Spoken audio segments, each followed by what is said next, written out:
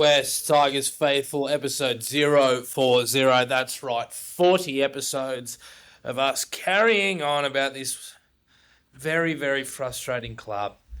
And in lieu of the celebrations, those fuckers pulled a win in all three grades. The leader of the Tau dynasty is with me. His name is Joe McCord. How are you, my friend? I am well, my friend. We had a big win in all three grades, and it was against the bogiest of bogey entities, the supervillains of the NRL. And let's also be honest, Canberra are very much our antithesis in many ways. We beat them in both reserve grade and jersey flag in come from behind victories. There is much to talk about. We will wrap that very soon. But with that in mind, there have been some things in the Tiger sphere, as I call it sometimes. I've never used it here. But in fact, I've never used it anywhere. I'm just going to start using it. And ultimately, we must start with the all-important news that dropped yesterday. It was reported by a reputable journalist. It is, of course, the fact that Charlie Staines wants to remain at the club. Mate, big news, eh? Charlie Staines, Forbes Ferrari. News. In all seriousness, that is great news, and I hope that we are smart enough to get that deal done because he's a wonderful backup, and every single time he's been called upon to play first grade this year, he has been excellent. Yeah, well, I mean, you got to remember that it wasn't so long ago that Charlie's anus fell out, so it does take a little while for somebody to recover from an anal prolapse. Well, in terms of a bowel perforation, like how do you fuse it back together? You know, it's one you just get your finger and you just shove it back in there. Well, I mean, Charlie. Oh wait. It wasn't a prolapse; it was a perforation. Sorry, so they both start with P. It's very you can make that mistake. Nonetheless, I'm sure the amount of fingering is probably increased or reduced. Nonetheless, he's back and better than ever, and I hope that we can find a deal that suits for all parties. How much? Just out of interest, how much would you give him for how long for? And I'm not choosing time in the bumhole. I'm talking about how many contract dollars, and for how many years. I would give him 6.73 over 19. Right. Okay. Me personally, I'd give him about 200 to 220 over 2 years. I've just had a big day, and a lot of today has been spent arguing with people about how stupid it is that we as fans give 2/5 of fuck all of a care about how much money people spend on shit. I don't like Richo's on NRL 360 last night, and he's like, "Oh, we're gonna make $1 million this season. We're $1 million in the profit, mate. The lowest revenue generating club in the NRL. HBG, spend your money. Like, come on, don't hold the club to ransom trying to generate profit when they're not making any money. Make some money, spend some money to make some money." So on that subject, Charlie Staines, however much money he gets, won't be enough. Charlie Staines, good bloke, deserves the world, got family, pay the man. We also need to bring like these blokes that are genuine first grade quality need to be locked up before the expansion clubs get their hands on them. So I mean, like I said, Charlie would be my first fucking cab off the rank signing if I was in Perth. I said that. You did. So hopefully Mal's not listening, or his recruitment manager that he's just pinched from the Titans, whose name escapes me. Brent Reid said today that speaking of expansion clubs, Adam Dewey is going to try and negotiate a 1-year deal with the Tigers before lobbying himself or leveraging himself up against the expansion clubs, trying to get a job as a half. Two things. I think that works wonderfully for the Tigers. But second of all, if Adam goes to Perth and gets time and opportunity to play as a starting half, how could you knock him realistically?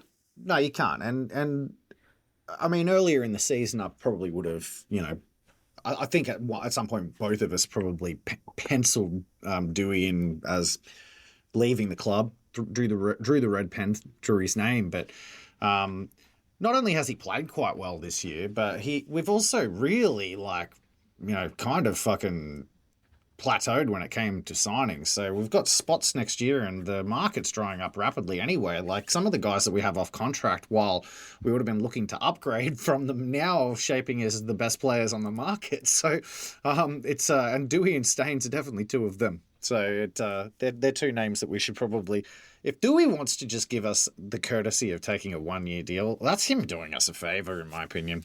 With you there, bro, for sure.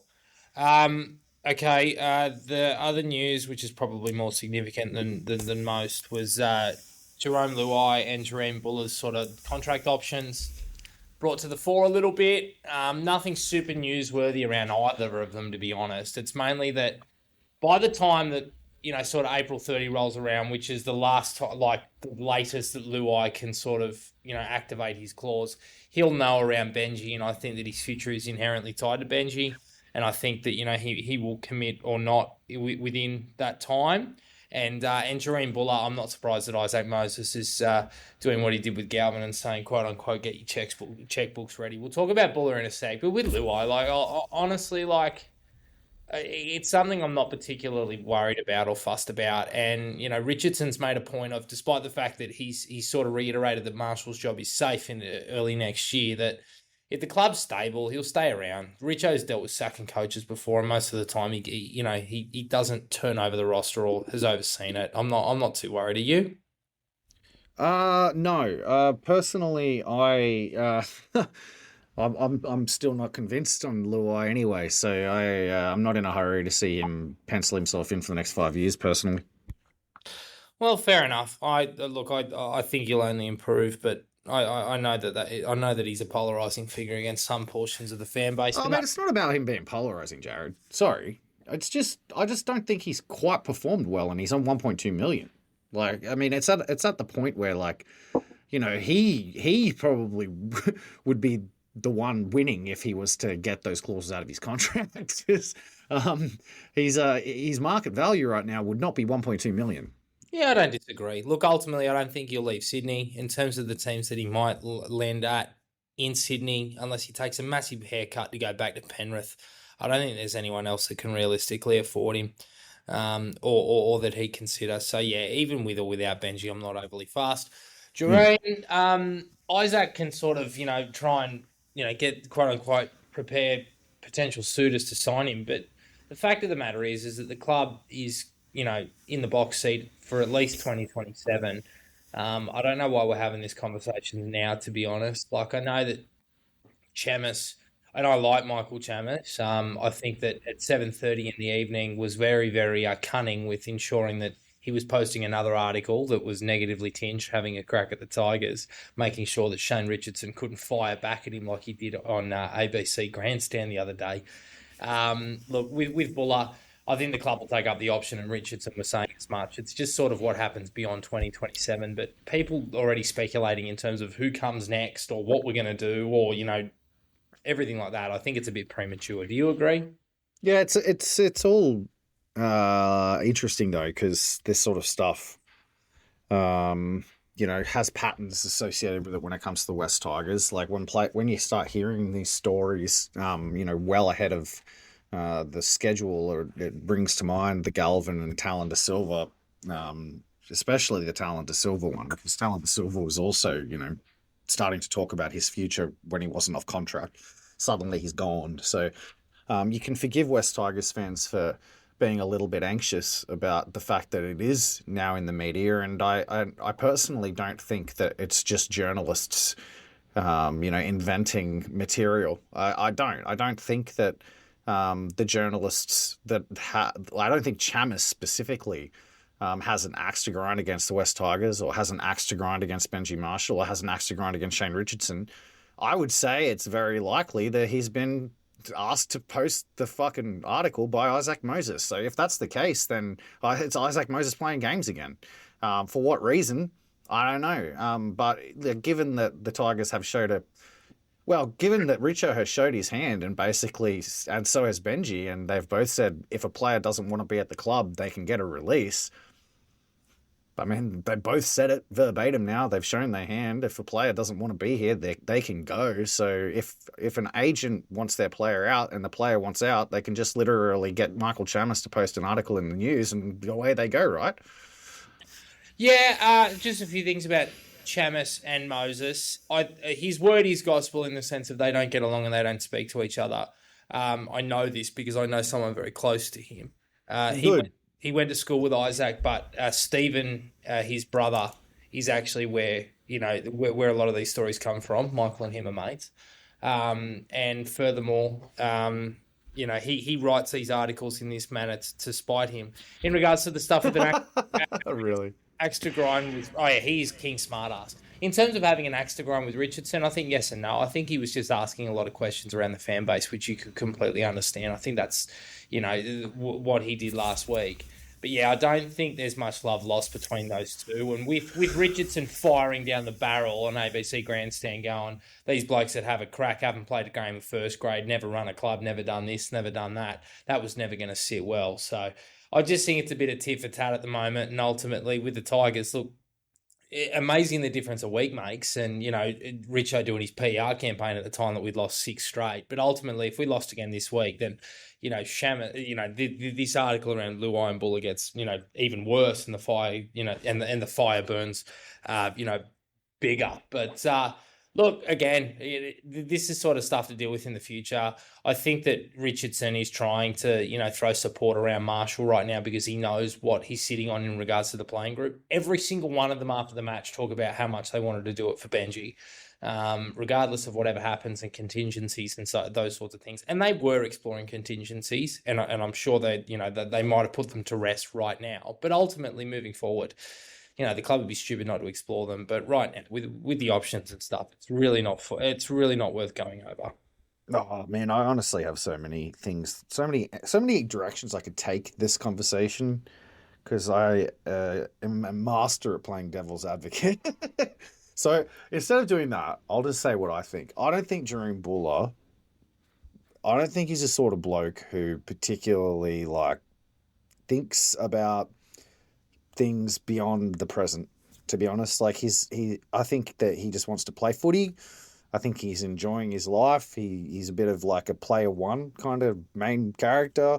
He's definitely main character at the Tigers. I don't see him wanting to leave. I personally, just the vibe I get from Jahream Buller is he likes the club. He likes the playing group. The playing group like him. The coach likes him. He likes the coach. Why would he want to go? It's not the same as the Lachlan Galvin story at all. Lachlan Galvin was angling to leave the club before he even got a debut. So I don't think it's the same situation. I don't think Jahream Buller will go. I think what Sensei just said in the comments is a little bit of a pertinent point, though, in that Buller's current salary is tied to Liam Ayoub as a manager, so Isaac Moses doesn't get any comms on his salary unless he renegotiates before his salary's up. So, I mean, it could be, Buller doing Moses a favor and actually trying to get his contract renegotiated so that it might end up with Buller getting an extension under a new deal so that Moses can actually get paid earlier. I could certainly see that happening because for whatever reason, players that Moses work for do seem to like him. So maybe Buller would do him that solid. I want to change tact pretty soon, but do you think he's worth 900k? That's what the club option's worth. Or will he be worth 900k in 2027? I'm gonna say he will be in 2027. It's a risk. It's a big thing to say, because he's not now. That's for damn sure. But there's some players around the NRL that aren't as good as Jahream Buller that are on that sort of coin. So I guess a lot of what players are worth comes down to just timing things well, to be honest, and also what clubs they're at. So it's hard, if you were building a roster from scratch and you were paying players what you wanted to pay them and stuff like that, Jahream Buller is probably a 740, 750k sort of signing. But for the West Tigers now and in 2027, who knows what sort of player he is. If you want to, I trust the judgment of Billy Slater when it comes to NRL fullbacks, and he seems to think that Jahream Buller is going to be a superstar of the game. So you could do worse than putting your faith in his opinion.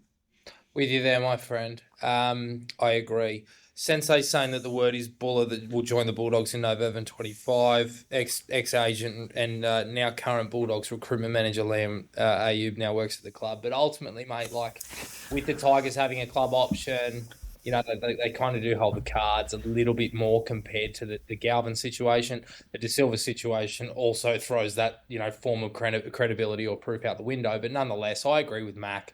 I do think that, the Buller situation is very, very different to the other two. And, being the great unifier of the Pacific, he won't leave his Polynesian and Melanesian brothers behind.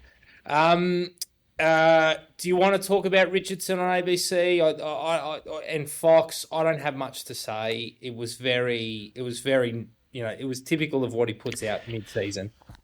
Yeah, not really. I mean, just before we park the previous point, I think that Sensei is talking shit because that's nonsense. Buller joining the Bulldogs in November 2025.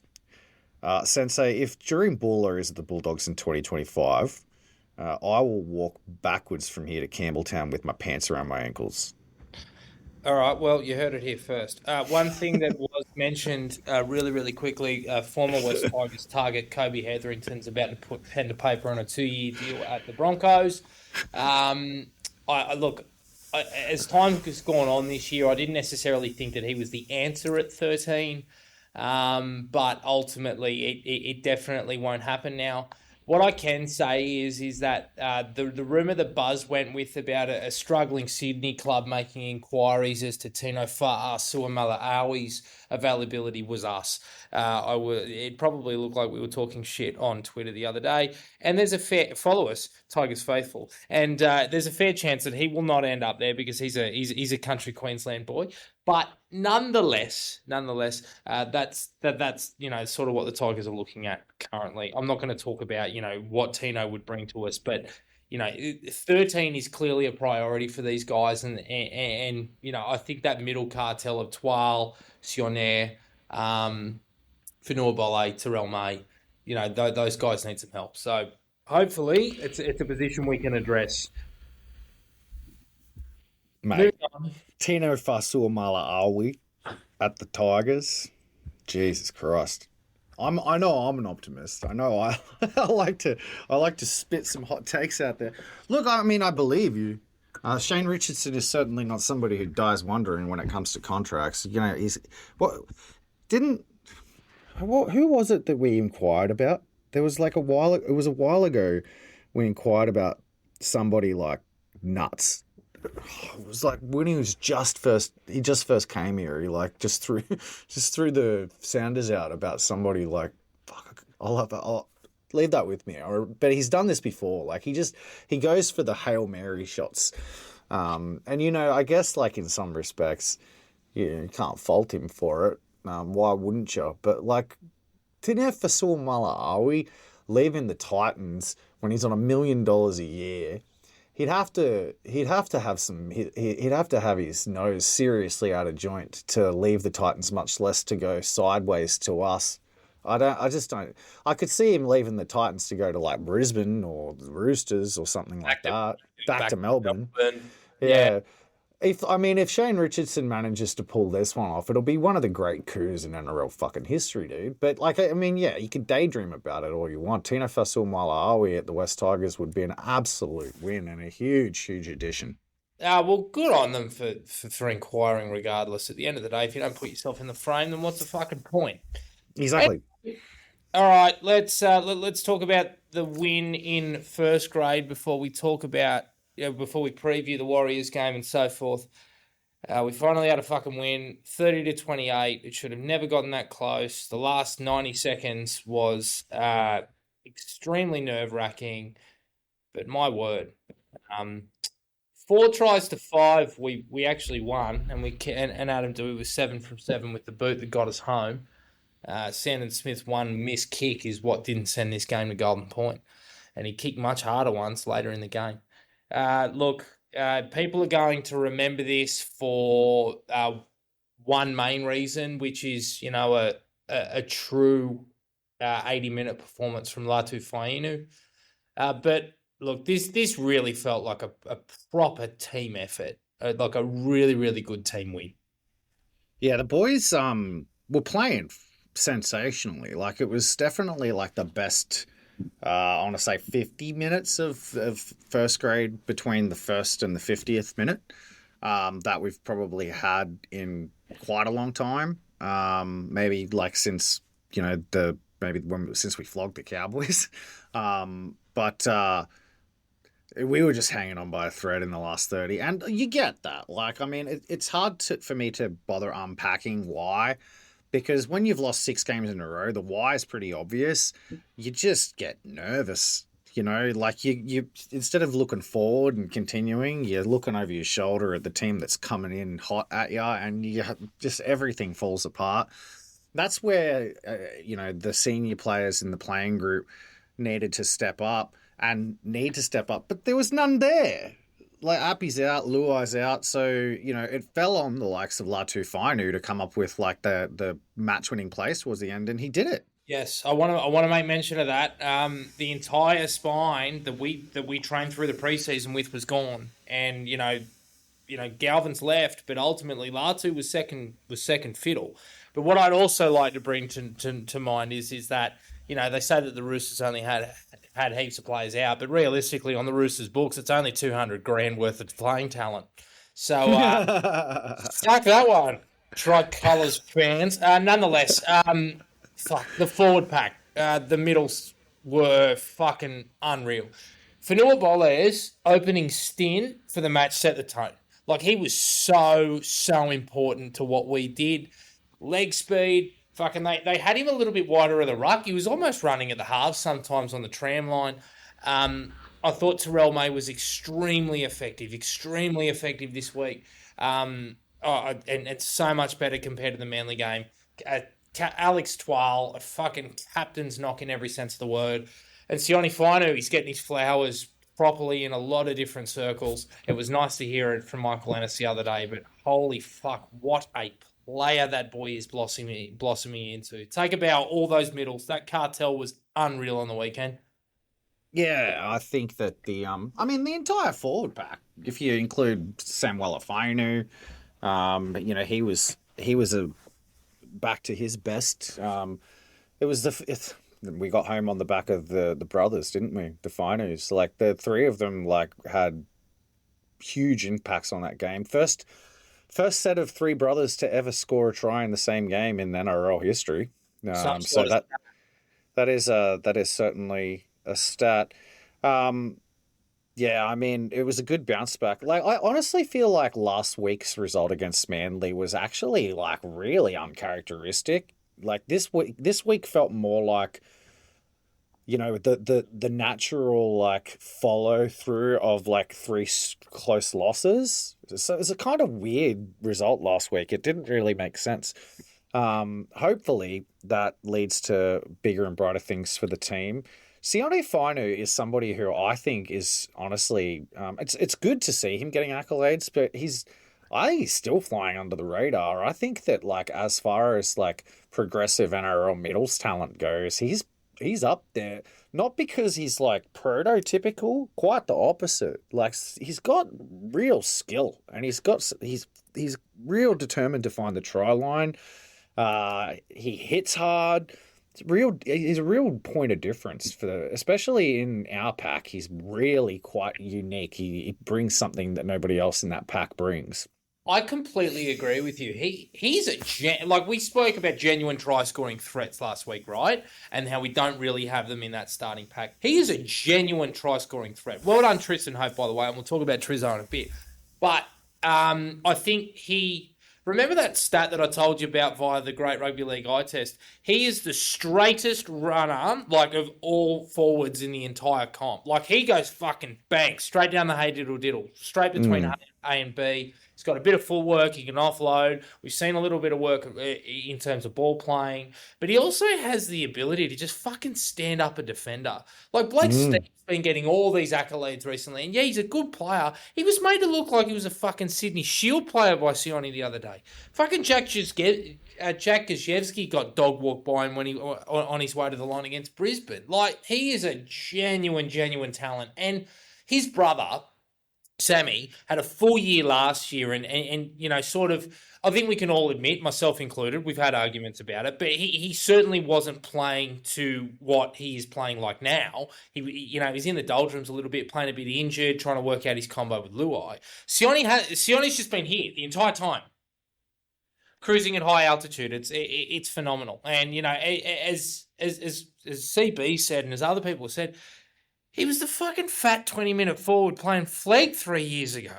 Now he's one of the better middle forward prospects in the entire league. It's awesome, and you know what? It is a complete credit to him, and furthermore the coaching staff. He has worked so hard to get to where he is, so hard, and to see him playing with his brothers in first grade, fucking crushing skulls. It's awesome. I want to talk about his brother and by extension his halves partner.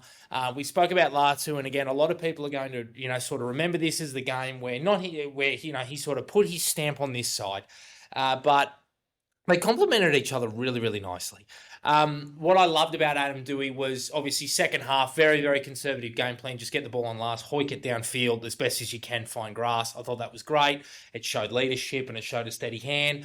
But what I loved about Dewey was first half where he would double up on his plays, where he'd get the ball out of first receiver, he'd run onto the football, and then he'd sort of look to distribute. He did it a couple of times where he doubled up third, fourth tackle, and there was the other time where he threw the ball out the sideline. If he hit Staines on the chest there, we're up 26 blot. Latu, the pass before the pass, obviously Samuela's try was the best one that we scored, obviously. But some of the work that he sort of did, creating opportunities for Adam on the back of shape was unreal. Obviously, his running game, I said it to you earlier in the week, it is everything that we wanted Luke Brooks's to be. Brooksy doesn't have that, he's got that nuggety build, but Latu's got a bit more muscle to him. He can actually break tackles and, shit happens off the back of him. Brooksy would always get tackled. Latu, sort of goes down, being able to offload, but just his defensive efforts, we know that he can fold a front rower, but some of the double up efforts, obviously the tackle on Rodwell out the sideline was him, but the big one which won us the game was the one with a few minutes to go where he actually tackled Nwanganitawaze and then doubled up on that effort and threw Rodwell out the sideline. Fuck that, he is a special player. I am not going to heap praise on anyone. I have given up heaping praise. What I will say, though, is I don't disagree with anything that you have to say on Latu Fainu. I want to shout out some other players for a second, because you mentioned the middles, and giving them their flowers, and that's all well and good. But when we were falling apart in the second half, and we were just hanging in there, it was really the work of Sunia Taruba. Coming out of our own end that was getting us far enough downfield for Dewey to actually get the ball far enough down the other end of the field to actually keep them at bay. I think Taruva had an incredible game. I really hope, and it seems like it is the case, that he has definitely become the second fiddle fullback moving forward. I think he proved himself there. And with Charlie Staines, making a solid fist of his time on the wing, there's no reason why you would bring Heath Mason back into the side, and they haven't. I think Jarrell Skelton, even though he seems to be not playing at the same level as he did earlier in the season, his work out of trouble was solid. He got worse throughout the game, but he was still just throwing himself in there. It was really courageous from the back three. Charlie, continues to impress me with his carries out of his own end, and I'm glad you mentioned Adam Dewey, because I think Adam Dewey, probably last week when we were talking about, the shape of the game, a couple of things I said. One was that I think Adam Dewey should be more on ball, because the way he plays is kind of like more well suited to Latu, and he was, and he played well as a result of it. I also wanted to point out that I think that even though we ended up conceding 28 points, the main reason we won that game is because of defense. The main reason that we won that game is because we had defensive strength where usually we have defensive fragility, right? So Tristan Hope, 38 tackles, 0 missed in the middle in his first ever starting performance.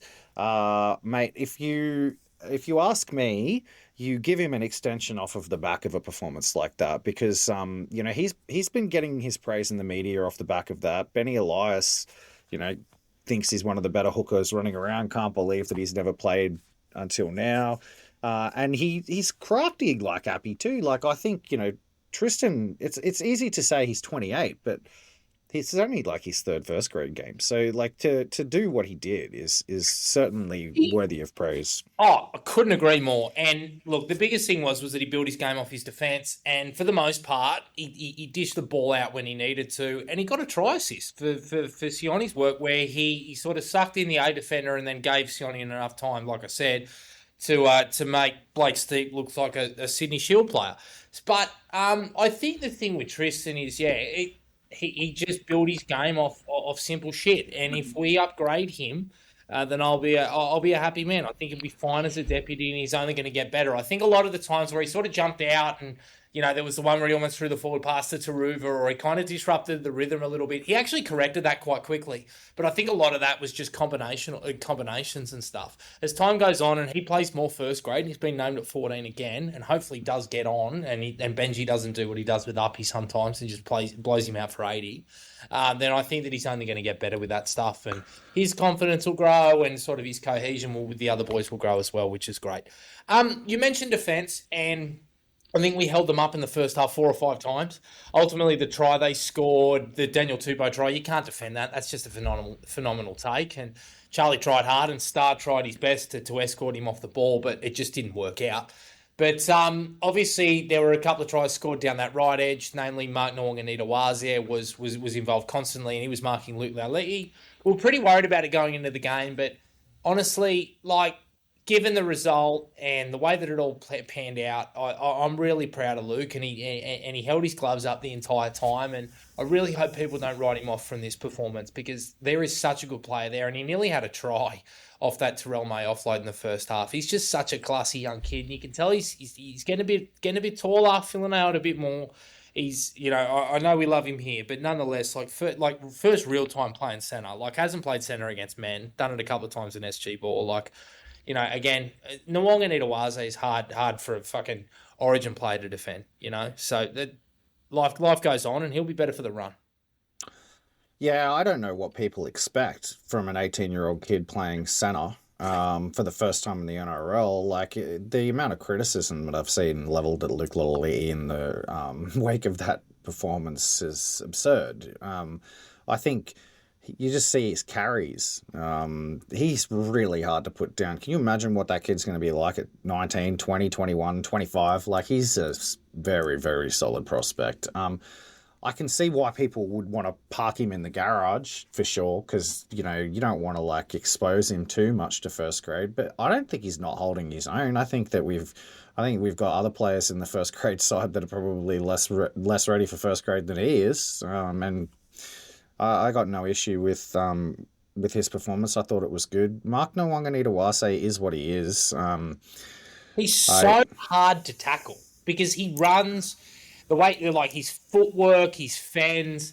He's just unconventional. He is a sevens player. You can tell that, that's the way that he was brought up. He's that real gangly, unco, hard to tackle type, and weird shit just happens around him. At the end of the day, if I'm Benji, I'm just saying, Luke, mate, first time playing centre against men, you were playing against a bloke that's going to be a dual international. Be proud of yourself and take the lessons and roll on to next week. Yeah, Nwanganita-Wasia is a genuinely interesting story, isn't he? Because I don't think many people expected him to be as good as he has been, and he's mate. I don't even know where his ceiling is at this point. Is he still off contract? Yeah, I think he might go back for the World Cup. Yeah, I was thinking that, because I feel like if he hasn't been signed by an NRL club for next year by now, then it's probably because he's saying no, right? Surely by now somebody would have tried to wrap him up. If not the Roosters, somebody, because damn, that guy is special. He reminds me of a lot of good centres, but the one that comes to mind is Mark Gasnier. He plays like Mark Gasnier. Yeah, he's very similar shape too. Just tries things other players aren't willing to try and pulls them off, and you really want that. Nah, a very special talent, and hopefully we get him back after the World Cup. Yeah, with you there. He is a wonderful commodity, and the game's better for it being in there. Last thing I want to basically say about this game is just Stafford Tar. I was cursing him when he went blindside, but fuck me, what a play! And obviously started the onslaught of that sort of first 30. He ended up battered and bruised. He had a heavy strapping and ice on his right elbow when they were singing the team song. But for me, again, this is just another sign of his evolution, like showing that physical toughness and desire to remain in the game and in the contest with the skill that he has. He's just such a good player. Like if he isn't playing for New Zealand at the end of the year, I will riot. I will walk backwards with my pants around my ankles with you from Campbelltown all the way up to Brizzy. I think I actually think that game's going to prove the making of Toa in a lot of respects, because I feel like the only thing about him that I wasn't quite sold on was his commitment, to be honest. I feel like that he still lacked a little bit of like fire in the belly, and it's gonna do him the world of good mentally to have actually got through 80 minutes in pain, because he would have been sitting there in the dressing sheds looking back and going, me dragging myself through that game actually is probably what won the team the game. Like, you think about it, if Toa goes off when he gets hurt with 30 minutes left to go, what do we do? Like, we're kind of screwed. Like, him keeping himself out, and not only that, but like taking carries and making tackles and being hurt on every play. It's definitely a good shout to give him his flowers, and I guess that shows really that like 1 to 17, everybody kind of put in, and you see what happens when everybody puts in. Absolutely excellent team effort and a well-deserved win for everybody involved at the club. Seriously, it was a massive win. Anything else you want to touch on before we preview the Warriors game? Um, oh, Probably no. I think specifically pertaining to Tristan Hope, I think that I share your perspective. I hope we'll talk about him in the Warriors game, but I actually feel like that we should be upgrading him because, like I said before, we don't really have too many players on the market. And right now, it's like if there's nobody on the market, the next best thing you can do is try to keep the players around that are here and see if you can build off of their combinations. Yep. I think that's better than sideways movement and trying to bring other squaddies into the side. Just persevere, bring them all back for another go round, send them into the off season with the lessons that they learned about not just their own performances but playing with each other. Yeah, I completely agree with you. And when you look at some of the Sydney-based hookers that might come into the side, like a Jaden Beryl, a Chen Kum Tong, a Luke Summerton, these sorts of guys, I don't know if I go there. I just keep Hopey there. Let him continue to develop. He really hasn't really trained full time in a system realistically up until this point. And he's 28. He's battle hardened, and he's going to want it better more than anyone else because he's worked that hard to get there. Like debuting like so late. Like I'd be more than happy to see him retained on a minimum wage top 30 deal. I think that would be great for all parties. I think I was sort of unsure about it up until last week. I think the decision is sort of indicated. I'm still filthy we lost talent. Our funeral service speaks to that. But nonetheless, it's, bygones, and we have to look forward. I just think about Tristan Hope in the context of if Appy went down, like let's say next year, if Appy goes down in round 2, right, with like an 8-week injury, Touchwood, I probably trust Tristan Hope, to be honest. I don't think that Tristan Hope would come in and be a negative contributor. I think Tristan Hope would come in and be a positive contributor. Maybe it'd take him 1-2 weeks to really actually put his stamp on things, but you can just tell by the way he communicates on the field. You can tell by the way he, gets around boys after they score tries and things like that, and the way they respond to him, that he's natural born on-field leader. So you can't hold against him that he hasn't played all that many NRL games because he is not backwards in coming forwards and being himself on the field, which is that natural born leader. So Mm. as far as a deputy goes for a hooker who's also your captain, you could do way worse. I would much rather have Tristan Hope playing that role than any of the guys you mentioned who would be complete unknowns. With you there, bro. I think that's the smart thing. All right, let's preview this game. 2 o'clock Eastern Time, Australian time, 4 o'clock local time in Auckland on Sunday, the 13th of July. The Tigers will play the Warriors in what is effectively a return fixture on the early round match that was played out at Campbelltown that we narrowly lost to. Team news, the main thing is that arguably two of our most important players are back. Jerome Luai fills jersey 6. Api Coruscant reverts to jersey 9 with once again Tristan Hunt going to 14. Adam Dewey takes his place in the centres. Jack Birdie's back from gastro, but he will come from the bench. Tony Sugar is rightly rewarded for his performance last week. It was quiet, but it was solid. Didn't let anyone down. He'll be on the right edge again. The main thing that is, I think, going to be the sort of topic of conversation here is the changes to the Warriors team. Chance Nickel-Klukstar is out. Tane Tuapiki replaces him at fullback, and the big one, Luke Metcalf, the poor fella, having an absolutely incredible season, it must be said. It's done an ACL, that poor fucker. Tanner Boyd will replace him this week and likely for the rest of the year. Just to sort of give you a bit of an idea, what they lose with Metcalf in terms of his attacking output, sort of this clutch gene, this ability to continually get the Warriors home. They do lose that, but in Boyd they have a wonderful kicker of the ball. He's a good organizer. He's a good game manager. That's why he's so good at cup level, and he can kick the ball beautifully. Like, seriously, he's a very, very good kicker of the ball. Tuapiki, he's a bit of a live wire. He was a really, really good pickup by the Warriors. He's been a really good squad player. He plays a bit of wing, plays a bit of fullback. He is a guy that can worry us, and he will no doubt be on the tip sheet. But if I compare him to Chance, who is all effort all the time, I know who I would rather us face. As well as that, obviously, Mitch Barnett, another poor bloke, has done an ACL as well. So, they're three very, very significant players who had, a very, very sizable sway on the scoreline last time we played them. And for that reason, providing that we come with the same attitude, that we did last week and when we played the Warriors last time, there is no reason, in my opinion, that our fans shouldn't be confident of a reasonable game. I can think of a reason. It's because we're West Tigers fans. Am I right? True. I do agree with your sentiment that, geez, they're big outs for the Warriors. And as a WAS sympathiser, I feel so bad for the New Zealand fans, man, because they were really something.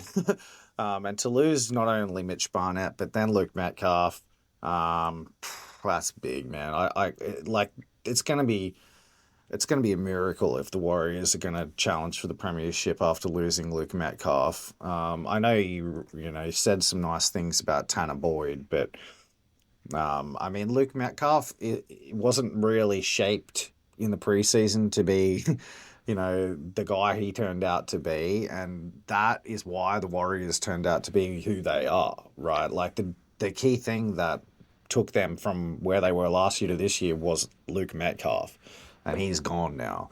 And they do not have anybody who can fill that hole. Tanner Boyd, I'm sorry to say, Warriors fans, but Tanner Boyd is, we've seen him enough to know what he is as a player, and Reedy probably was being a little bit nice in his compliments, I think, personally. He does have a good kicking game, and there's nothing untrue about what you said, but he is pretty one-dimensional. He's not very fast. He hasn't really got good game feel. He's not got good vision from a passing perspective. He's got good for a couple of errors a game. He's the sort of half that when the pressure goes on him, he puts more pressure on his own team by forcing errors. that all to say, I'm talking specifically about the Warriors. I'm not saying that in the context of the game against us this week that it's like I'm about to come out and tip the Tigers are going to thrash them, because I am not. Make I do. predictions anymore after we won. That's We over. don't. That's exactly right. But I do agree with you that there are areas here that indicate that we should be able to compete. I think that the big thing for us is about riding the momentum. And I think that that's actually how you win in the NRL in 2025. And it's not really something that we've been very good at. And I think it's kind of why we haven't actually won more than we've lost, is because we're not very good when it comes to momentum. When we have momentum, we aren't capitalizing. And when we don't have momentum, other teams capitalize. That can be seen no more clearly than by how many times teams score just before halftime against us. Well said. Um, so I think that as a club, it's really important that the people running the team on the field can develop a better feel for what the game narrative is doing. As fans, I think we can all see it, right? Like you can all see those key moments in games when momentum's about to change. Whether it's because when we put a kick in after scoring a try, they get it back to the 40, and then it's just like, or whether it's just they spread it on an early tackle and get 15 to 20 meters off of one carry or something like that. It's just these really key little subtle shifts of momentum in the game that we don't do well, and we have done against us quite a lot. And the only way to sort of counteract that is to actually see it coming. When for example, at the very end of the game, when we kicked off and we kicked it to the right, I have no idea why we did that, because that's literally just begging them to pass it to Mark Nawangituwaze.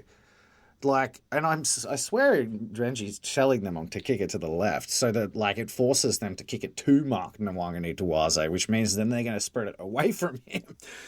This sort of just metagaming in the game is not something that we're very good at. But if we do that in this game, there's a pretty good chance that we come away with the win, because I feel like that the Warriors are a side who we will score tries against. They win in big scoring contests. They're not a grinding side. They're like a try scoring side, and so it's gonna be a game where if we can defend well and not let them score, tries in batches, avoid that try just before halftime, and get on the score sheet first, right? I think that was the key performance indicator that I said that we needed to meet when we talked about the game last week, and we did it, and we won.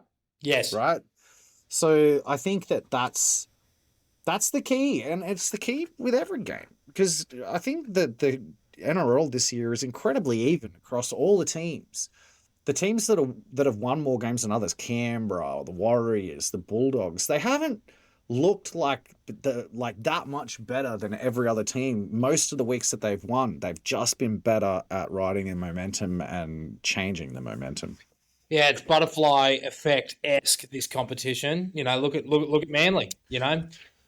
Steve's had 2 weeks to save his job. We handed up a result on a platter. So did South, and suddenly they're back in the A. It's crazy at the moment. But look, I think it's as simple as, and I said it the last time we played the Warriors, a lot of this really starts and stops in the middle. We need to win the middle battle. But furthermore, I don't think that getting in the grind should be the order of the day at all.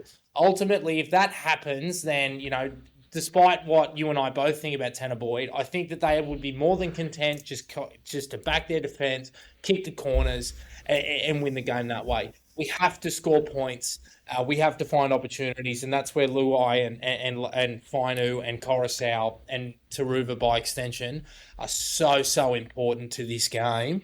We really need our spine to show their class and get us home, and ensure that we score enough points to get home. Because once again, if it's 14-12, 16-12, 16-14, whatever, I think the Warriors win. They have to attack. Yeah, I don't fully get why it's so hard for this side to understand that, because it's like every time the game's tight, we lose. The game only ended tight against the Roosters, but the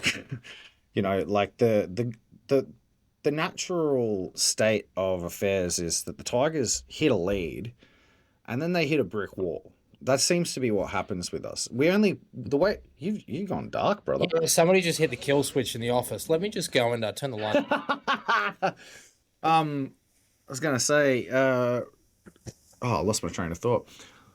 When we're in front, I don't understand why we stop playing the way that we are playing and don't just continue to attack, because when we start to play conservatively, it invites the other teams back into the contest. It gives them momentum back. This like fear that we have of spreading it from our own side of halfway. It's like when you watch the Tigers this year and in the past, the Tigers are just as likely to concede a try from the other side of halfway as they are from inside the 20. In many respects, probably more so, because our goal line defense has been all right. So I don't understand why we're so conservative at certain times of the game. I don't feel like the Tigers should be conservative at all. And I think that this year, the meta indicates that the more risks teams are willing to take, the more that they're spreading it from their own end, the more that they're, actually chasing the game, the better, because momentum is so essential. And when you don't have it, the only way to get it is to take a risk. And when you have it, the way to lose it is to become conservative. So I don't really, that's sort of what I meant when I was talking about riding the momentum. Like, I feel like that the Tigers, get into this mind frame where they're playing a different year's brand of football. And that's so weird because we've got Benji Marshall as the head coach and Jerome Luai as the captain. You would think that we would be an attacking-minded team. And we look like such a better team when chasing. It's like, just play that way all the time. Like, gaslight yourselves, right? Just think about it's 0-0 or we're behind if you have to. Just stop. Don't get in front and then start to think shit, we can't drop the ball here. Shit, we need to play for field position. Shit, no, you need to keep scoring, dudes. As soon as the points dry up for the Tigers, the points start stacking up for the opposition. That's the game script, and it seems obvious to me. With you there, play footy, boys. In terms of other blokes on the tip sheet, just these young, throbbing Warriors forwards, Halasima and Vaimunga. Just, for fuck's sake, just contain them as best as you can. I'm not worried about Fisher, Harris and Ford in terms of their, their yardage game and their ability to impose themselves on the contest. We were able to sort of mitigate that a fair bit when we played them last time. Just fucking, for God's sake, do not let Halasima do what he did last time. I know he's a phenomenal talent, but fuck. And Aaron Clark as well. He's a great player. God, he has gone from strength to strength there. But nonetheless, I'm not going to say anything beyond that. That's what we hope that they will do. I really hope that the Tigers do adopt a game plan that is simply just playing football, scoring points. Because if we get into the grind in this game, we'll lose. It's as simple as that. Fingers crossed, Romy's all good with State of Origin in terms of backing up. But I've got nothing else to say. If you don't, I'm ready to jump into some analysis around New South Wales Cup. Go for it. Sure. All right. New South Wales Cup, as I teased at the top of the episode, we beat the Canberra Raiders in a last-minute effort. There's about 5 to go. We won 22-18. Alex Lobb with two amazing takes on the right wing. Set up by Kurt Falls on both occasions, who continues to just play to this team's strengths, just get them around the park, and sure enough, they win again. I'll be honest, I don't think we're the better team or have the class and skill of Canberra side. To give you an idea, they had Chevy Stewart, who my missus made note of as I was watching the game back yesterday, of how good of a player he was. Danny Levi, although I think he is shithouse at NRL level, was a class above.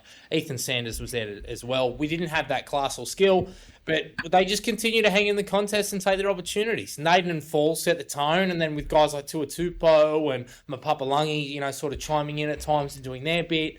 They've got a really, really good side. I think the bench forwards were better than the starters, although Vaka Aho was phenomenal. I thought Jackson Rami, who did start, was wonderful as well. And obviously this game was, bookmarked by everybody, including us, for the State Cup debuts. For this club, for Hiamasi Makasini and Taylor May, neither of them disappointed from my view. What was your take? Well, I haven't watched the game, so my take is, uh, I feel like a little bit of a idiot because if you remember it earlier in the season, boy, didn't I take some shots at Aaron Payne. Didn't you ever? But hey, that was the catalyst. I know you didn't watch the game, but I've just got some notes. You want me to just run off my notes? Yeah, They're man, they're a little bit scattergun, but nonetheless. The first note that's is cool. Pasami Solo is a big man, and he indeed is a big man. Look, Ruben Porter through the middle. I don't like the experiment, especially when starting, but nonetheless, that was what they went with, and maybe I'm going to play pure, positive devil's advocate. Maybe Payne was just waiting for his bench middles to get on the park. I don't know. But Taylor May, from the first hit up, you could see his class. There was great clean-up work. Off a grubber kick from Danny Levi, we conceded a dropout, but to get back there was excellent. The tackle to force Stewart into the in goal, which you've seen multiple times, followed by the ability to stay in the tackle and offload, just speaks to his ability. People are going to compare him and Mussy. Don't compare them. They had very, very different games where I think that Taylor was probably starved the ball and was doing a lot of defending in that first half. I think he's further ahead in terms of who debuts first, if you want to make it a race. He just has these intangibles to his play and obviously this experience and class that, Mussy has the same amount of class, but just the experience and the work around defence. I thought he was excellent, and I don't think it'll be too long before you start seeing him in first grade. Isaac Tui Tupou, I mentioned earlier, some strong carries. He managed to take a great carry 16 minutes in after Canberra's first set, after points, draw a penalty. We went straight downfield. That was excellent. Jackson Rami improving every week. He had a great hit on Mitchell Press to jolt a ball free 10 minutes in with Canberra on the attack. He hits the ball up well, and he's got some potential to be a 13. I've just got some question marks about his distribution. Do you feel sort of similar in terms of what you've seen with him? I feel like some of it's a bit too premeditated. Who? Jackson Rami playing 13. Look, I mean, I think if you pick him in first grade, you probably put that away, right? Like, especially early on in his career. Yeah. Like he's probably playing that role much more out of necessity. I don't really think that he's a prospect at 13, to be honest. He's more of a prospect as like just a bench middle, just meat and potatoes, maybe with some relief minutes in the back row, if anything. It seems like that the Tigers are pretty desperate to kind of find like a prototype kind of ball playing 13, with Charlie Murray getting game time and Jack Bird playing minutes in the 13 role, Latu even playing minutes in the 13 role. So I don't really see them progressing Rami in that way. So I wouldn't worry too much about it. But yeah, it's certainly not a strength of his game. Yeah, no, I agree with you. I think it was more just finding him a spot in that pack, and starting lock was where it was. Jaden Tanner started. There was some defensive lapses that weren't too good. I think that's pretty much why you didn't see him for the rest of the contest. Brent Naden, he's truly he's a pleasure to watch in this grade. The forced dropout was unreal in the first half. His work out the back of shape is really classy, and he made a great try-saving tackle on Joe Roddy. Fatape showing signs of consistency, but I just worry about his size. I just don't think he has the size required to progress. But Papalangi on the back of some of the shapes and some of the ones where they were running where you would get the centre to run a lead line and he would sweep out the back makes me think that he is a genuine centre. The problem is that you've got Taylor May and Hiamasi Makasini to contend with, who are both going to filter into the depth chart, which may force him out of the club. That said, he looks excellent in broken play. Royce Hunt had some good moments and some bad. I just hate how we use him close to the line. It's boring and premeditated. We've just got to find better ways to inject him into the contest. Noah Johansson, strong with his carries. I think he probably needs another 5 kilos worth of muscle, but he looks really, really likely. Very, very different player to his brother, who's a workhorse type. Noah's, quite explosive. Vaka did some good things as well. Mate, the gain on your mic's gone up heaps. There we go. It's gone now. Vaka did some good things as well. Drew some penalties, scattered defenders, made some good contact. I think he's the middle with the most upside in this squad, given his size. How do you feel about that statement, Vakaraho? I'm having some technical difficulties. I'll keep going. I just picked it up and it started acting like a prick. No, I think is it okay? Yeah, it's better now. Yeah, okay. I'm just looking at the. Sorry, a bit of a pivot. I'm just looking at the team list for the Warriors versus Magpies game this week. Just looking at the Warriors list, their depth is being mighty tested. They got Freddie Lussick named at prop. He's been playing there a little bit this year. I was actually going to make mention of that. He's having a really good year. He's playing a bit of lock, bit of prop, bit of hooker here and there. They've moved him around, but he plays around the scrum, yeah, in the middle. Bro, how can Freddie Lussick play prop? He's 84 kilos. Like, Yeah, it's like when Todd Payton was rolling Jake Clifford out. Yeah, look, it's a weird one, but yeah, he's a hit up merchant now and ball plays a little bit. It's that's really nuts. interesting. Make sure you have But a I mean, like, given their issues in first grade, their depth in they're coming first, right? So they've lost one game in New South Wales Cup all year.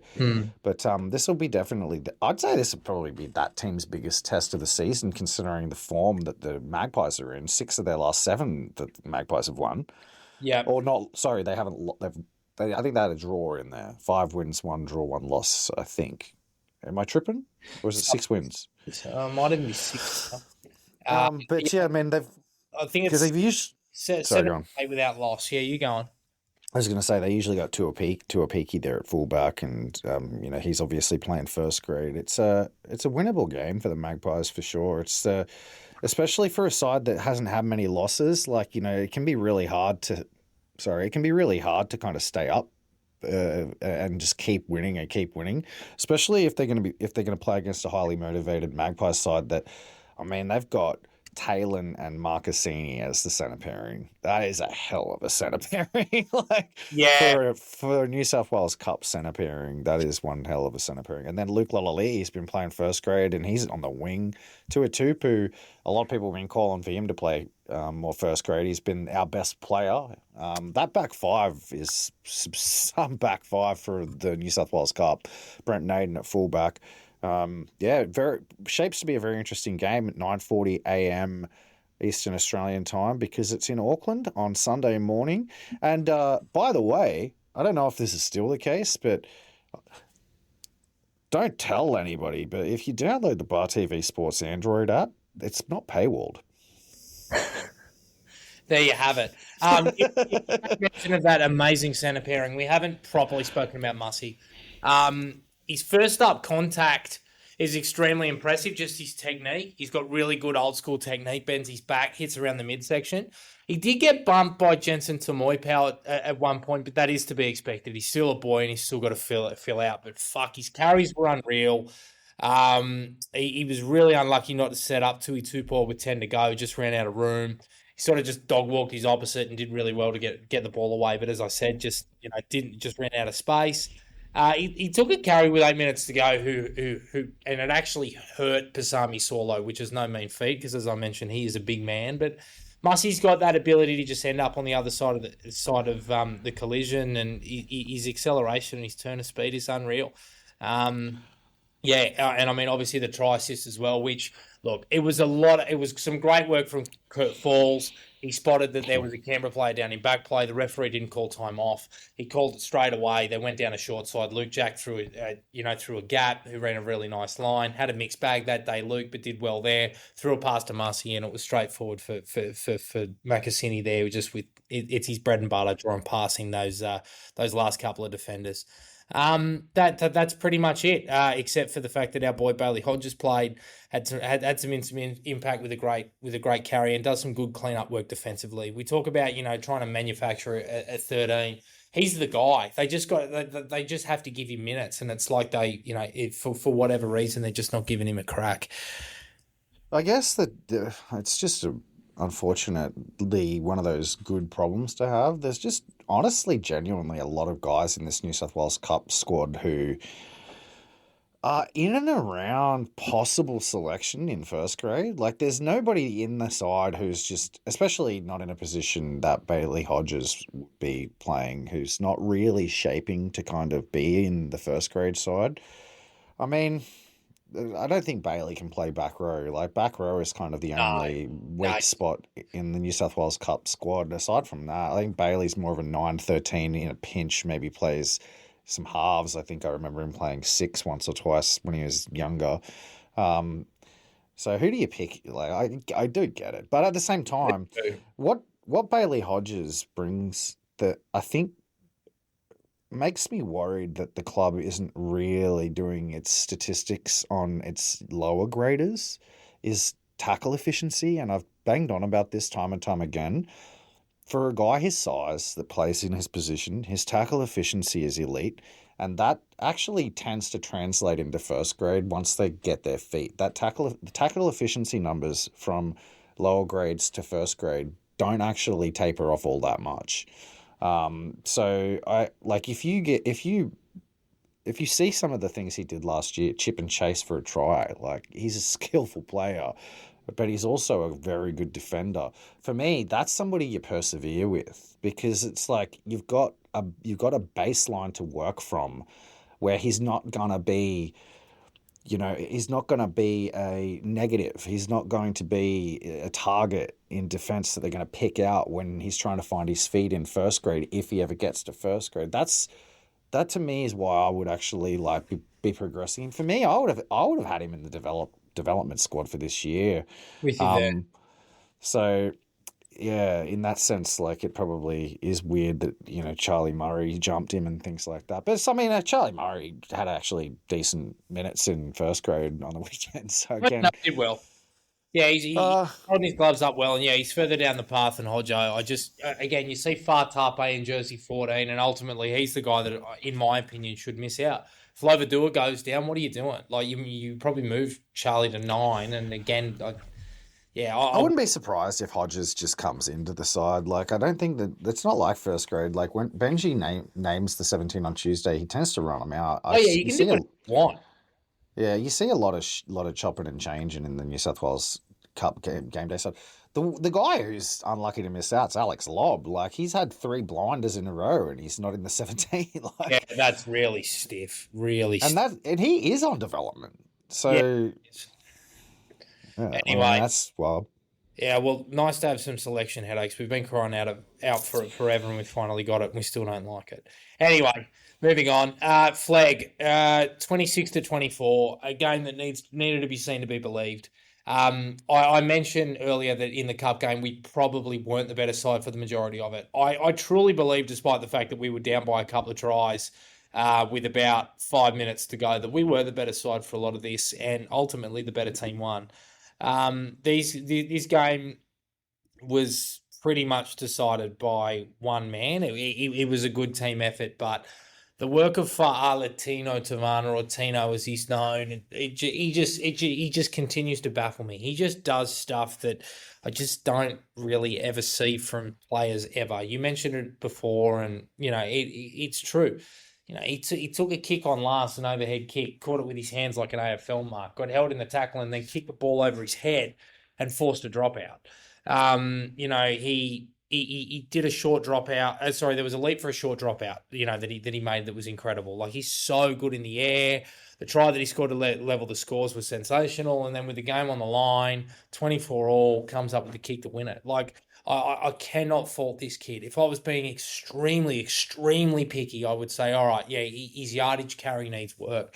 But fuck, man, like the great Black, White, Gold, who I know listens to this every week, has been, campaigning, not just advocating, campaigning, lobbying for him to get a development contract. He just has to get one. Like, a lot of people saw his upside in the first trial we played against the Dogs. He set up a couple of tries and did some freaky shit. He does it every single week. Like, it is fucking insane how good this kid is. Like, for the love of God, Richo, give him a contract. Mate, if there's any agents out there, if Tino Tavana's got an agent worth his salt, he's already got a contract somewhere for next year. If there's ever a player who needs to go somewhere else because his pathway's blocked, it's Tino Tavana. Because, I mean, if you look at who's keeping him out of New South Wales Cup this year, now it's Marcassini and May, Lyle Lely, Tui Tupu, Marcassini. Sorry, I just mentioned Marcassini. Brent Naden, Charlie Staines. Like, he's so far down the depth chart. Like, the chances of him actually pushing his way into the first grade squad are so low. If we can get him on development, it's an absolute coup because the kid is an out and out first grader. Like, the things that he tries on the field, it was like what we were saying with Nwanga Nitawaze.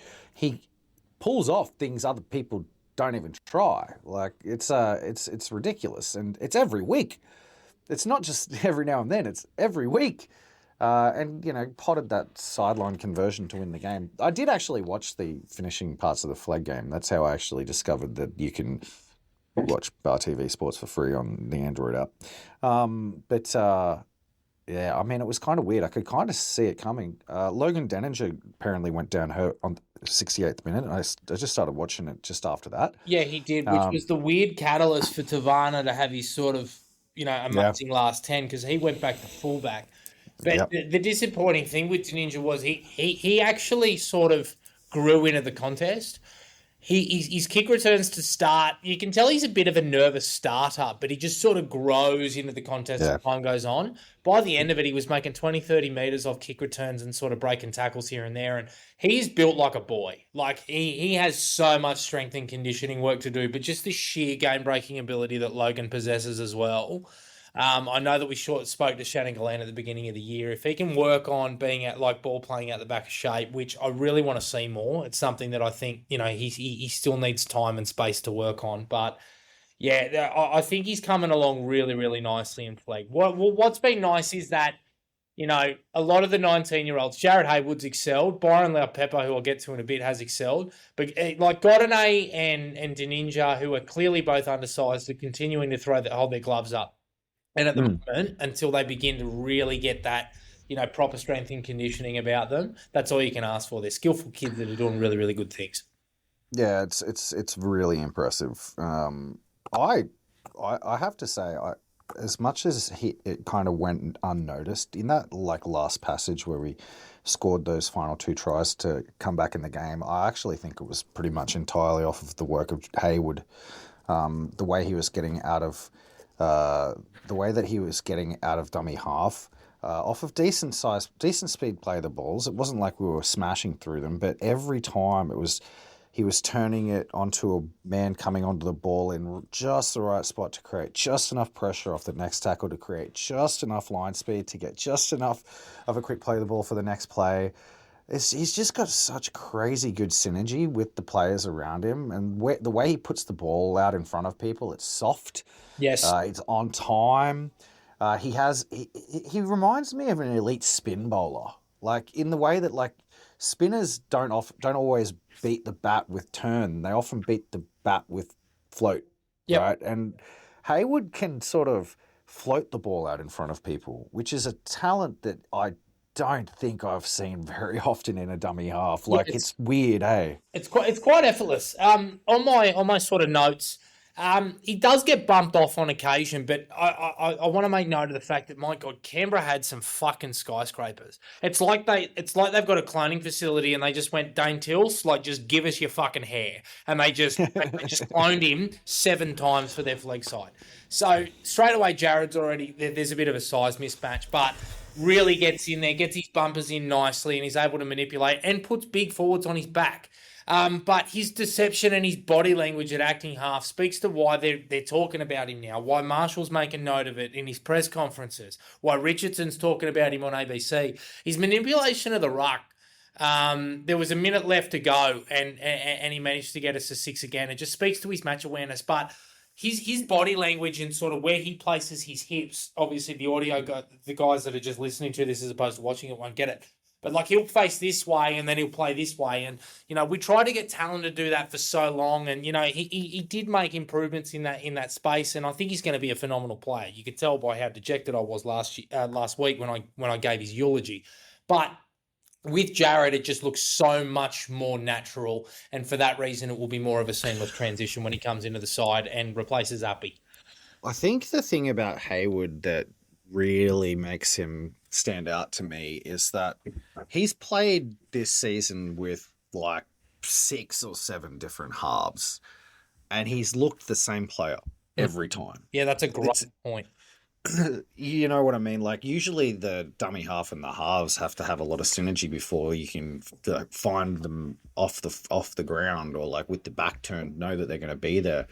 He does it. He's got a sixth sense for it. It doesn't matter if it's a player who likes to get the ball flat or somebody who likes to get the ball deep. It doesn't matter if it's a running half. It doesn't matter if it's a ball playing half. He's getting it to them. It doesn't matter what type of whole running forward it is. He's getting it to them on time. It doesn't matter if it's like a forward with fast leg speed or a forward like Lanyon or a plotter.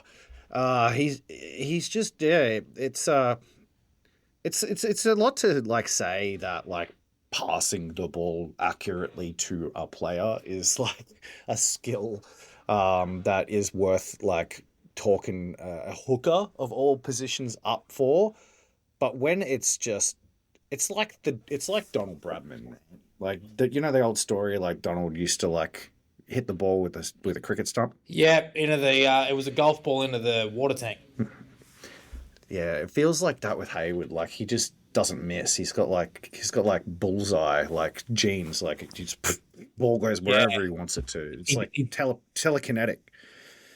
And that's crazy because you see a lot of, especially with the likes of Talon and Tristan Hope and even Appy a lot this year, like balls out behind Luai and shit like that. And that fucks the whole backline movement every time it happens.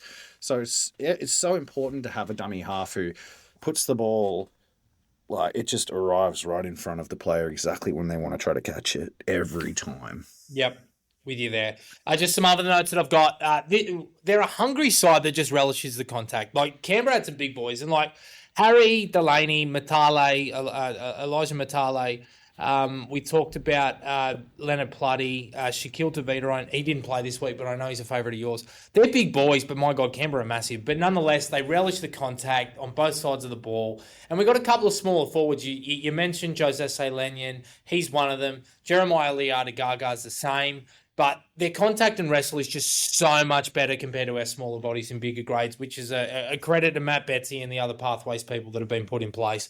You know, you definitely see it in the lower grades and the ability for guys like Peter Ty and Siatame Havea and those sorts of guys in the contact that they make. The work of those smaller guys is really, really impressive. In flag and in those lower grades as well. Solo Sakuru looking much better at back row. When he gets turned back on the inside, he just can't be stopped. He popped up on the right edge with 5 minutes to go when we were looking for points, and he delivered. He stayed alive in the collision and offloaded to Iverson Matai to start. What was a crazy final few minutes. Jesley Adagaga, I made mention of. I think he's a very, very good player. I just got concerns about his size. Brendan Nikori, who's been in the system now for a few years, he had some really decent touches. Obviously, he was on the opposite wing to Tavana, and Tavana's going to get all the flowers. But Nikori just builds his game off, hard work, being safe, being strong defensively, does everything that you need from him. And I think he's a really, really good part of this side. Lanyon, his leg speed in comparison to Liardagaga is much stronger. He brings impact on both sides of the ball. I thought he was unlucky to get held up twice within a matter of minutes and did deserve a try.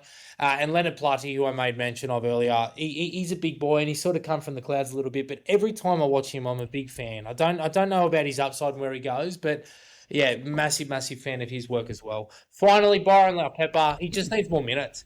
His work rate and effectiveness is excellent. It's just hard when you've got Broadalow and Sakuru, playing as your starting back rowers.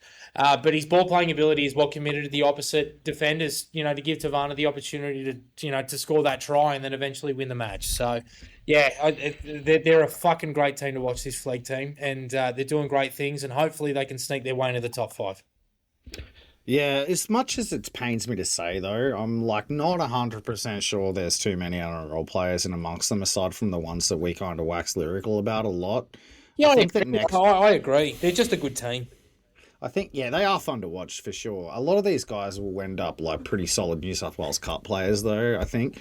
Although it is a flag side that is young, isn't it? Like there's not too many final year flag players in this squad. Like most of them are actually still going to be in flag next year, aside from like Tavana and Nakori, I think. Yeah. There's probably a couple. Matale might be. Looks like Logan Deninja's been named I don't know if did we mention last week? I don't know if it was last week, but Josh Felady's gone back to Manly. We didn't And mention he's it. been, We didn't mention it. That yeah, was one that I should have got on the top of the tip sheet. I'm not surprised. It just hasn't mm, worked out here, and ultimately, like he played really fucking well. Like you can tell that he is absolutely a class above Flag. I think he still has some good games and and a lot to offer at cup level as well. It's just that ultimately it just hasn't worked out. It's disappointing. I think we rushed his development, and ultimately, no hard feelings, Josh. All the best. yeah, and I think it's a big thing for this Flag side to have a player like Josh Felady come back into the squad because, while he may not have gone on to higher honours as a top 30 talent, he's way above Flag grade. He's like played 40 New South Wales Cup games. Yep. Like you don't get players like with Felady's experience running around in Flag very often. So, Oh. for these boys, it's going to be helpful on the run home to have somebody like him in and around the side.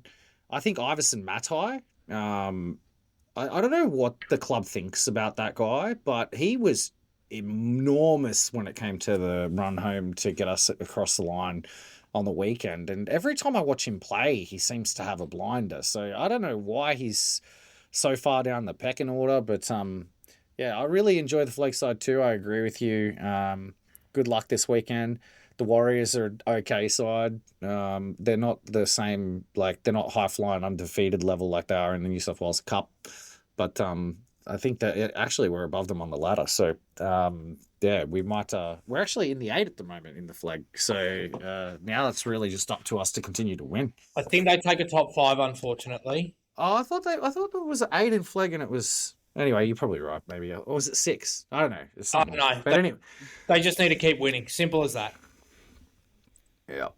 Sakura, you mentioned him. Look, I think that I think he's actually improving week to week to the point where now he's actually starting to look above Flag. Like now he's looking dominant in the back row. It took him a little while to get his legs under him as a back rower. I'm with you, mate.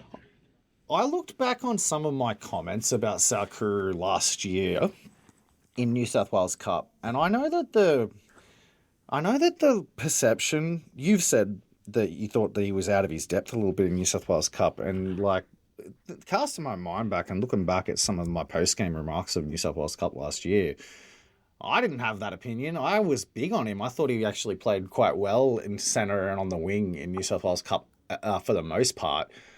But that being said, I've always considered him a forward. And it bothers me that it's taken the club so long to pick him in the spot that not only best suits him, but that we have the biggest need in our top 30 roster. Yeah. I think that given his top 30 contracted, I don't really see why we should be playing him in Flag much longer when we've only got like El Zackham and Luke Jack playing back row in New South Wales Cup. I think it's time to move Sakura to New South Wales Cup. With you there, mate. I'd like to see it as well. Let's see what happens. Alrighty, let's. There are a shitload of comments, so if you can sift through them, we'll do some quickfire Q&A. Start with the one I sent you in Discord from the Twitter. Oh yeah. Yeah. Right, let me. Actually, I had it open and then I shut the tab. One moment. It's all right. I'll ask it for you. It's all right. Let me ask you. I'll ask the question. So it's from a guy named Zakiel on That's Twitter. right. Do you think the Tigers just take up the option for 900K and ask Buller to find a new manager because he doesn't see it ending well with Buller staying with Moses? Yeah. It's a tough one because he's already committed to Moses when he could have went anywhere. He could have went to the Orr brothers. He could have went to Steve Gillis, and he chose Isaac. I don't think he's going to sort of do business away from Isaac.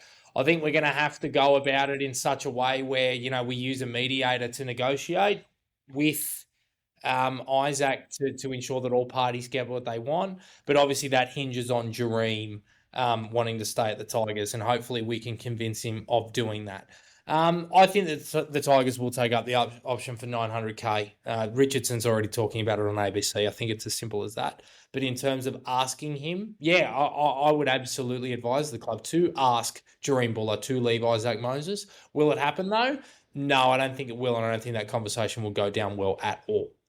Yeah, I don't know if it would even happen. I don't even necessarily think Shane Richardson has an issue with Isaac Moses personally, because I feel like the way that he's discussed everything that went down with Galvin, Shane Richardson's made it pretty clear that he thinks that everything that Moses told him came direct from Lachlan and Lachlan's parents. So I don't think that Richardson views it the same way as fans do, as like some game Moses was playing.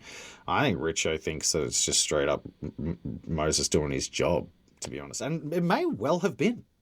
Like, I mean, it's not like Lachlan has come out and like not owned his role in that whole saga with his little fucking emoji tweets and shit. So, maybe we had the wrong of it all along, and Lachlan was just being Lachlan. I know you've got a nice new nickname for the lad, so. Yes, loved the trophy slut. Des Hasler fired. Will retire at end of season. Could he coach Tigers? I am a massive, massive, massive Des Hasler fan, but I should have said was. He was a phenomenal coach in the late 2000s, was responsible for the rebuild of the Manly Sea Eagles, and, they, in history, they will not be remembered as the team that they should have been remembered as simply because of Melbourne Storm's salary cap era side. I think he was a phenomenal coach back then, and I think that what he did at Canterbury was revolutionary with the way that he had those front rowers ball playing. But all of this aside, he is washed. I was so excited by what the Titans had at their disposal this year. I know that there's been some injuries, but nonetheless, just attacking live wires everywhere, starch in the forward pack. For them to produce what they have speaks to the fact that ultimately, in my opinion, he's not up for it anymore. Yeah, I wouldn't bring Des Hasler in. I think Des Hasler, he gives me vibes of a how do I just of a like grandpa that's kind of mentally checked out. Like, you know what I mean? Like I when you go to the grandparents for the holidays and granddad's just sitting there watching the cricket and like grandma's like making cookies and shit and granddad's just like, yeah, okay, yeah, while everybody's like acting the fool. Like, that's Hasler vibes. He's got like old granddad vibes, and mate, no, not a coach. CB says Isaac Moses has genital warts. Lamp asks, will Terrell May extend with Tigers for 2028, 2029, 2030? How much per year you think he worth? Thank you for your question, Lamp. And thank you for reminding me of the fact that he wants to stay around and be a quote-unquote Tiger for life. Yeah, I think he will extend his contract. When it gets done, I'm not too sure. What do I think he's worth? Good question. I'm going to say that he'll probably end up around 850. Fuck.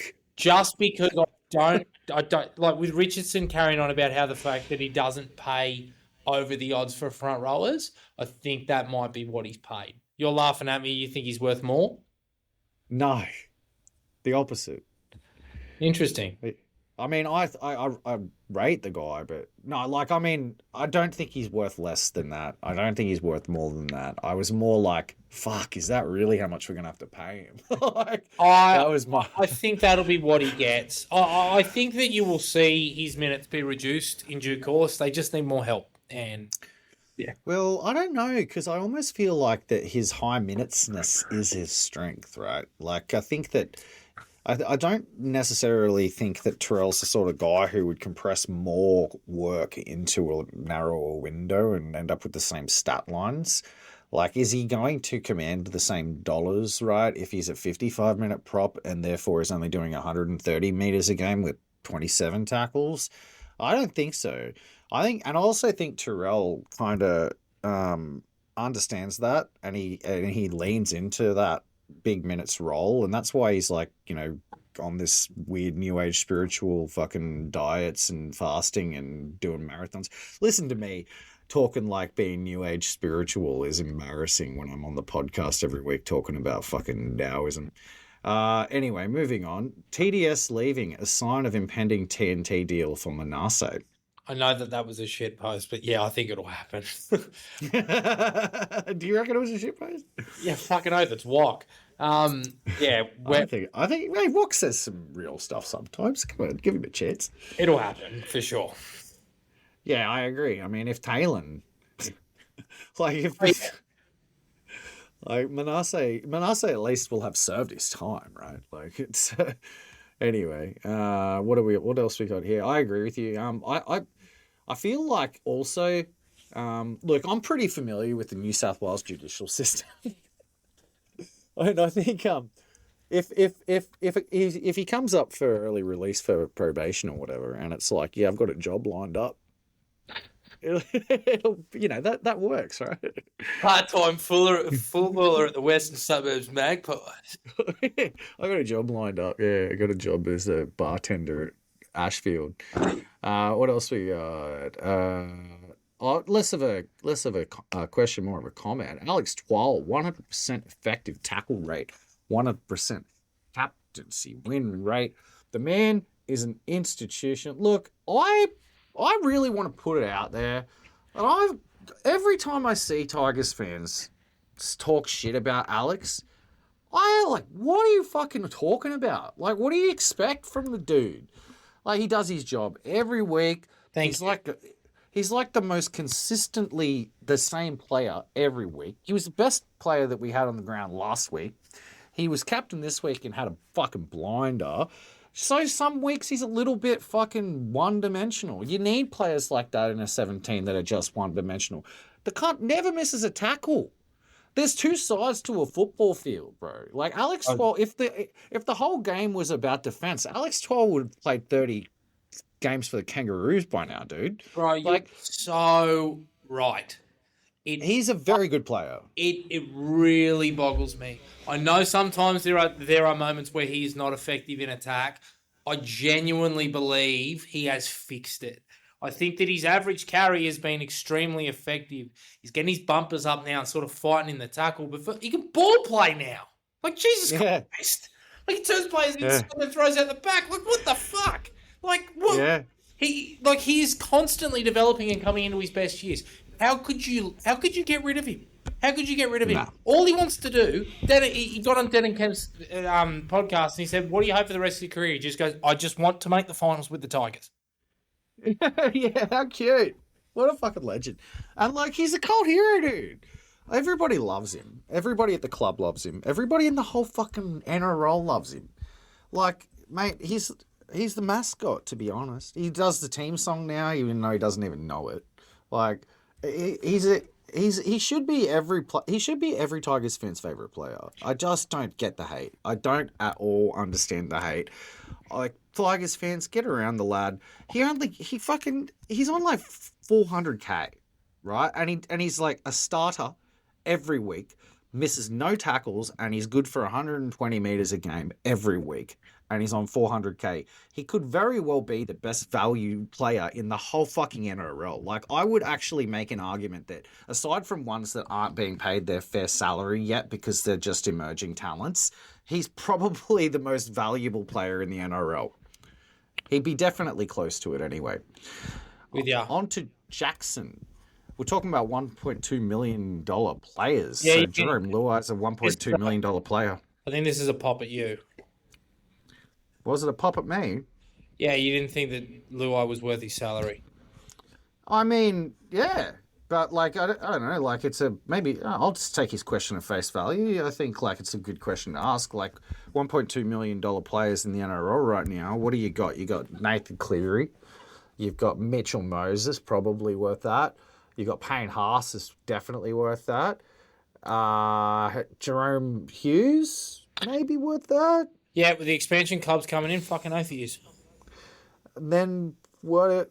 I don't know if I'd give anybody else 1.2.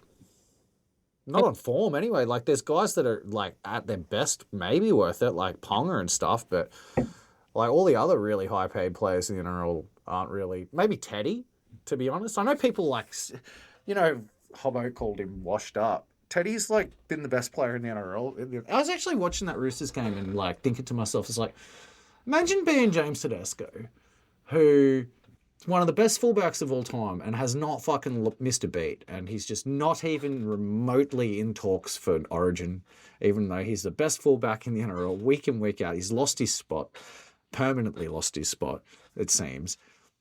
Like, how'd you be? Like, you'd have to be pretty shitty, wouldn't you? Yeah. Yeah, I think you would. What else you got? Here's a good question. Now that Hetherington's off the market, by the way, I'm glad. Now that Hetherington's off the market, who's our target 13? Ah, nice. I don't think there's anything in terms of players off contract that I would bother with. I would go straight to November 1 targets and try and get somebody to agitate. The one that I've had locked in for a little while, I think, is Jack Todd at the Bulldogs. I really think that would be a good idea. With Finau Latu there, Kurt Mann there, I think Galvin is probably a 13 moving forward. Josh Curran's a smaller sort of forward. I think that Jack might get stuck on the depth chart. We owe the Dogs one. We should probably take a prospect off their fucking hands. He's the one that I would have circled in. I think he'd be unreal. I love a country boy. I love a lock forward. Jack would be who I would look at. I would also look at Ray Stone and bring him home. I've said it 1,000 times. I know he's a mate of mine, but ultimately he's an old school fucking lock forward. He'll do a job, and he can also moonlight at hooker. So I'd be looking at that. And another guy that might be looking for an opportunity, given the amount of young forwards that the Chooks have, the amount of lock forwards that they have. Blake Steve's off contract at the back end of next year. And I know I had a crack at him and what I was saying about Sione, but ultimately he is a very, very good prospect, a very, very good footballer, and has a great rugby league head. Like, just big fucking blockhead, bum chin, high cheekbones. We could do with a guy like that at our club. Those would be the three guys I'd look at. I'm just looking through the New South Wales Cup team lists for this week and not really seeing anybody stand out. I think, like, on the subject of what we were talking about before, about just sort of keeping some cohesion, like, there's some likely types that haven't quite locked themselves into NRL spots that we have, to be honest. I think that somebody like Charlie Murray with a full off-season, you never know what you might get from round one next year with Charlie Murray. Like, he's certainly shown something in his limited time, and building combinations by the end of the year, some real live minutes with this particular team. Look, it's one thing to have a good player. It's another thing to have a good player that's used to playing with the players that they have, right? And like, if we chop and change too much for no apparent reason, you're actually going backwards. And Charlie Murray as a potential option as a 13 next year, it sounds unglamorous, but there's been weirder players that have become significant contributors in that position. It's an odd position where, look at Kurt Mann, right? Like, he is out of nowhere in his 30s is now suddenly a star 13. It is a position where you can manufacture a result from. But I think that the answer is simple. I think it's Sione Fainu. Like, I think that Sione Fainu plays 13. I think that Sione Fainu's ball playing is better than people think it is. He can score a try. He's skillful. He's a good defender. He thumps. Like, I know that there's this, insistence that everybody wants to have the have your cake and eat it too. Ever since Cameron Murray came into the NRL, everybody wants the Cameron Murray or Cameron McInnes. Unfortunately, we don't have anybody named Cameron. There's only two. Cameron Munster's a 6. The closest thing that we'd have at our club to that sort of prototype would be Bailey Hodges, or would be Charlie Murray, or would be Josesi Lanyon. And I said in the Discord before the game, Josesi Lanyon, based on what I've seen in Flegg this year, is somebody who I would be potentially considering for a developmental spot, if not at least an off-season train and trial spot for next year, because he is a good 9. He was unlucky to have been supplanted by Hayward. He was contributing as one of the best players in the Flegg team as a 9. And then Hayward's come in and forced him to play more of a running game, and he's thriving. He's killing it. Like, he runs hard. He's very skillful. He likes to hit hard. He's a tough nugget. He's a point of difference. He's a sort of player the Tigers don't have too much of. He's a bit of a Havili type, right? I know you like the idea of Sevilla Havili. Justisi Lanyon to me is Sevilla Havili. He's the closest thing we have to that in the team, and he's obviously young, and you can put some development behind him and see what you got. But the other one I wanted to mention is the Parramatta SG ball captain, Max Popo. Now, Max Popo, I haven't ever seen him play, but oh my God, what a name. Max Popo, ladies and gentlemen. Maximum Popo. What a fucking name. If that guy isn't an out-and-out first-grade superstar, and I know I was joking when I mentioned that I just want to sign him on name alone, and then you chime in and tell me he's a superstar. You did, didn't you? You reckon he's an absolute fucking stud. He's a good player, yeah. Fucking oath. Max Popo, brothers. Keep an eye out for that kid. You won't miss him with that name, that's for sure. And he used to be a Tiger. He was in the MacArthur West Tiger squad. But anyway, there's no more questions. Anybody got anything else to add before we wrap things up? Yeah, I got one thing to say. Dave Riccio, shut up, bitch. Yeah, Dave Riccio, you fucking... Did you see? I gave him the business on X. Yeah, Yes, you did.